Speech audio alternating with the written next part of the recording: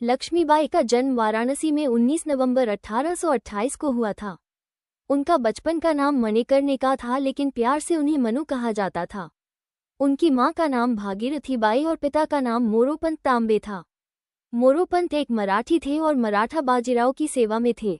माता भागीरथीबाई एक सुसंस्कृत, बुद्धिमान और धर्मनिष्ठ स्वभाव की थी। तब उनकी मां की मृत्यु हो गई।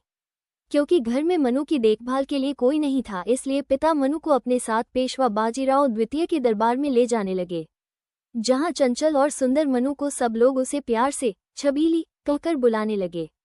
मनु ने बचपन में शास्त्रों की शिक्षा के साथ शस्त्र की शिक्षा भी ली। सन 1842 में उनका विवाह झांसी के मराठा शासित राजा गंगाधर राव नेवालकर के साथ हुआ और वे झांसी की रानी बनी। विवाह के बाद उनका नाम लक्ष्मीबाई रखा गया। सितंबर 1851 में रानी लक्ष्मीबाई ने एक पुत्र को जन्म दिया, परंतु 4 महीने की उम्र में ही उसकी मृत्यु हो गई। सन 1853 में राजा गंगाधर राव का स्वास्थ्य बहुत अधिक बिगड़ जाने पर उन्हें दत्तक पुत्र लेने की सलाह दी गई। पुत्र गोद लेने के बाद 21 नवंबर 1853 को राजा गंगाधर राव की मृत्यु हो गई। दत्तक पुत्र का नाम दामोदर राव रखा गया। 2 ब्रितानी राज ने अपनी राज्य हड़प नीति के तहत बालक दामोदर राव के खिलाफ अदालत में मुकदमा दायर कर दिया।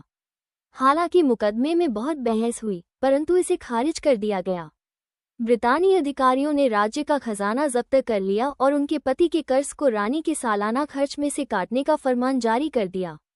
इसके परिणाम स्वरूप रानी को झांसी का किला छोड़कर झांसी के रानी महल में जाना पड़ा। पर रानी लक्ष्मीबाई ने हिम्मत नहीं हारी और उन्होंने हर हाल में झांसी राज्य की रक्षा करने का निश्चय किया। 4 झांसी 1857 के संग्राम का एक प्रमुख केंद्र बन गया, जहां हिंसा भड़क उठी। रानी लक्ष्मीबाई ने झांसी की सुरक्षा को सुदृढ़ करना शुरू कर दिया और एक स्वयंसेवक सेना का गठन प्रारंभ किया। इस सेना में महिलाओं की भर्ती की गई और उन्हें युद्ध का प्रशिक्षण दिया गया। साधारण जनता ने भी इस संग्राम में सहयोग दिया।